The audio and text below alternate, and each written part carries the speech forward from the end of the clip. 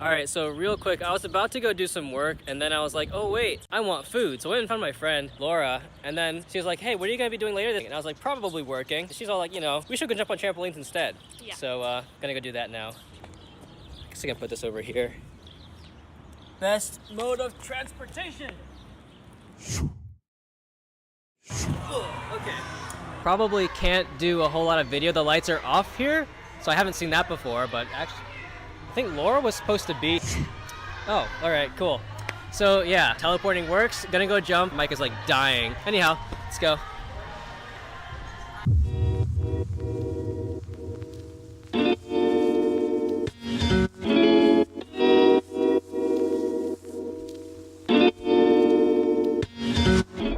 Alrighty, so today's episode is going to be a bit shorter. I did the minimalism thing 2 days actually and one yesterday. So this one's gonna be more like of a reflection so far. It's reflections up to now, and then I have a total of 1 week left in this challenge, including today. Yeah, how has it been so far?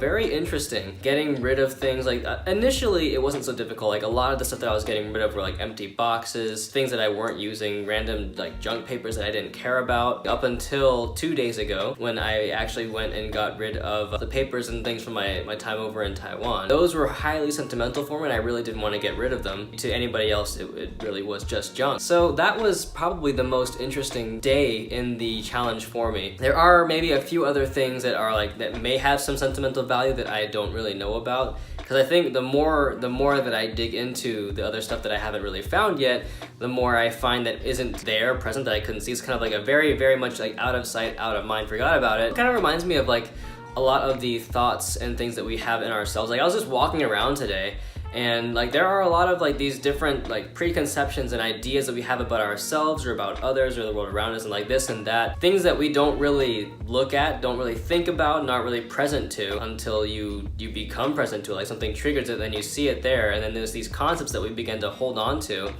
and you have to wonder, like, is that serving or is it not serving me in my daily life? That's like a random parallel that I began to tie this minimalism thing to in my life. Like a lot of the things that I didn't want to get rid of, that were like holding, like they're basically just physical, actual baggage that I didn't want to let go of. And there are many like other thoughts and ideas and concepts that might not be serving us, and going forward, we're not always present to them, but they're still there. And like it's like, oh, I didn't realize that about myself.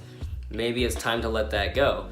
And I don't know, it's like a random segue into thinking about like mindfulness and being present with our own selves and our thoughts and being honest and whatnot. But yeah, so that's been the minimalism game up to this point. I'm looking forward to getting rid of some more stuff, and so thank you very much for tuning in, and we will be back to the scheduled programming of actually tossing stuff away tomorrow. All right,